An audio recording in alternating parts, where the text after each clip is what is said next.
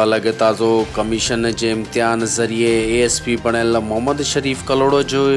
मान में आजियाणो ॾिनो वियो। इन सिलसिले में ॿाराड़ी सां तालुक़ रखंदड़ पंहिंजे महिनत जी ताक़त ज़रिए चेटाभेटी जो इम्तिहान पास करे पुलिस खाते में ASP थींदड़ मोहम्मद शरीफ़ कलोड़ो जे मान में ॻोठ मोहम्मद बख़्श कलोड़ो में डॉक्टर अलावदायो कलोड़ो तरफ़ां आजियाणे जो इंतज़ाम कयो वियो, जंहिंमें केतिरनि समाजी शख़्सियतनि पिणु शिरकत कई, जंहिंमें सैयद दीन मोहम्मद शाह बुखारी, सैयद अहमद शाह, डॉक्टर मोहम्मद शरीफ़,